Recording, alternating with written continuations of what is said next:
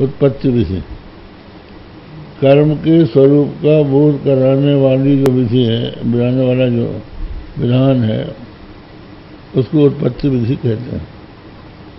तो याग कैसा होता है, उसमें कैसा मंडप होता है, कैसा कुंड होता है, कैसे उसमें द्वार होते हैं, किस लकड़ी के होते हैं, कितने ईंट लगते हैं, कितना लंबा चौड़ा किस यज्ञ में वेदी होती है, लंबी चौड़ी होती है, ये पहले उत्पत्ति विधि से, और उसमें किन किन द्रव्यों की अपेक्षा होती है और किन किन मंत्रों से उसमें होम होता है, ये सब बातें पहले से विदित रहती है।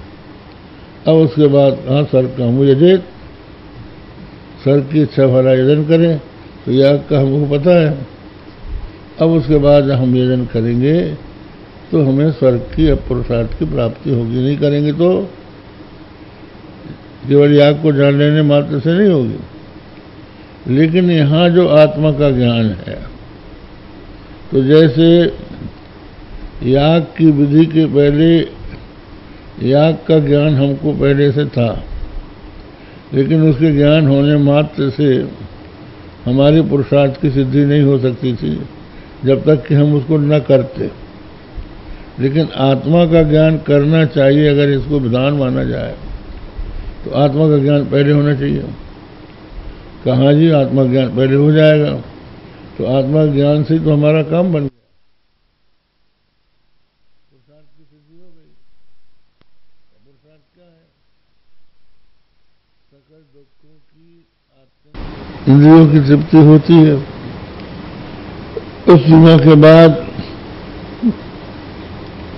इंद्रियों में कोई गड़बड़ी आ गई, आंख में मोतियाबिंद हो गया, रेटिना खराब हो गया, तो नेत्र से जो देखने का सुख है वो खत्म। अब हम सुंदर मधुर गान सुन के सुखी होते थे, कान बहरे हो गए, वो सुख खत्म।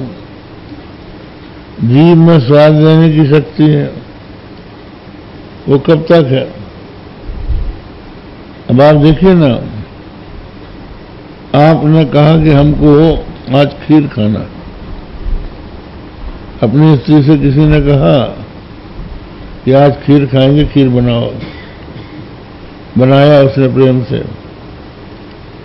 दूध इकट्ठा हुआ, फिर शक्कर आई, मेवा आए, फिर इसी तरह से चावल आया, अच्छे से अच्छा बनाया, अब खीर परोसी गई, सुगंध से मन नाक तर हो गई, बड़े प्रेम से खीर खाना शुरू किया, खाते खाते पेट भर गया। अब पेट भरने के बाद वो कहती है थोड़ा सा और ले लो, नहीं अब पेट भर गया। फिर वो लाके एक आध बार दे देती है, तो आप उसके मन देखकर खा लेते हैं। फिर ले आती है, फिर ले आती है, तो आपको उसको देख के गुस्सा आने लगता है कि हमारी डालेगी क्या। तो जो खीर आपको प्रसन्न करने वाली थी, वही आपको अप्रसन्न करने वाली हो गई।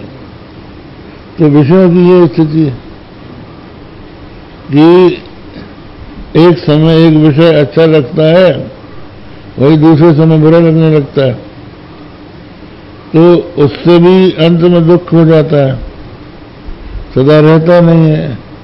इसलिए वो भी सापेक्ष है। धर्म से हमको स्वर्ग मिलेगा, स्वर्ग में पहुंच गए, वहां पहुंचते ही इंद्र की सभा में पहुंचे, वहां अप्सराएं हैं, विमान है, वहां पर इंद्र की सभा है, नारद और सिंदूर गान कर रहे हैं, अप्सराएं नाच रही हैं, बड़ा आनंद है। लेकिन साथ साथ वहां ऊंच नीच है, किसी की कुर्सी हमसे ऊंची लगी है, हमारी नीची है। अब हम अपनी कुर्सी थोड़ी वहां बदल सकते हैं, जितना पुण्य करके गए हो उतना ही तो मिलेगा। तो वो जलन बनते बनी रहेगी तारतम्य होने के कारण। और एक दिन ऐसा आएगा जब आपके पुण्यों का क्षय हो जाएगा। पुण्यों का क्षय होते ही स्वर्ग का अधिकारी आके बोल देगा कि पत गिर, जैसे आजकल मिनिस्टर हो जाते हैं ना, अब मुख्यमंत्री इस्तीफा मांग रहे हैं, तो बढ़िया बंगले में थे, थोड़े आनंद से नौकर थे, चाकर थे, कहा पत्र जाओ। खदान के मालिक से पहले, कोयले की खदान के मालिक थे, काफी उनका स्टाफ था, गाड़ियां थी, नौकर थे, सब कुछ थे। खदानों का राष्ट्रीयकरण हो गया तो वो अपनी खदान देखने के लिए गया था सेठ।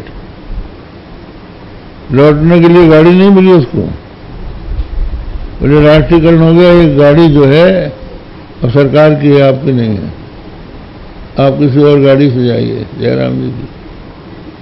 तो इसी तरह से स्वर्ग का सुख भी एक दिन खत्म होने वाला है। मर्त्यलोकम विशंति, भगवान श्री कृष्ण ने गीता में कहा। अब जो अंतिम पुरुषार्थ है मोक्ष, मोक्ष जो है समस्त दुखों की निवृत्ति, समस्त दुखों की निवृत्ति, आत्यंतिक निवृत्ति, समस्त दुखों की आत्यंतिक निवृत्ति और परमानंद की प्राप्ति। तो देखिए, जब हम गाढ़ी नींद में सो जाते हैं तो हमें समस्त दुखों की निवृत्ति थोड़ी देर के लिए हो जाती है, सो गए। लेकिन उठे तो फिर वही संसार। जैसे कपड़े की दुकान वाला कपड़े फैलाता जा रहा है, जैसे ग्राहक को दिखाने के लिए, इधर फेंका, उधर फेंका, उधर फेंका। अब रात हो गई, थक गया, दुकान बंद करके घर चला गया, सो गया। लेकिन जब खोलेगा तो वो फैला हुआ सामान तो रहेगा, तो अब उसको समेटना ही पड़ेगा। इसी तरह से बहुत से लोग शराब पी लेते हैं, घबराहट उनके मारे शराब पी लिया, थोड़ी देर के लिए भूल गया। अब भूल गया, लेकिन जगोगे तो पता तो लगेगा ही। एक व्यक्ति था, नए जूता जोड़े पहनकर वो शराब पीने गया। जूता जोड़ा उसका नया था, खूब उसने शराब पी ली। अब उसके बाद जब उसको नशा लगा तो नाली में लौटने लगा, पड़ा रहा, मुंह में मक्खियां भिनकती नहीं, कुत्ते चाटते रहे, ये सब होता रहा। उसके बाद क्या हुआ कि किसी ने उसको जगाया, उसके नाम से उसको पुकारा। तो जैसे उसको पुकारा तो उसने अपने जूते देखे, तो हुआ था क्या था कि एक व्यक्ति ने उसके नए जूते निकाल के पुराने जूते पहना दिया।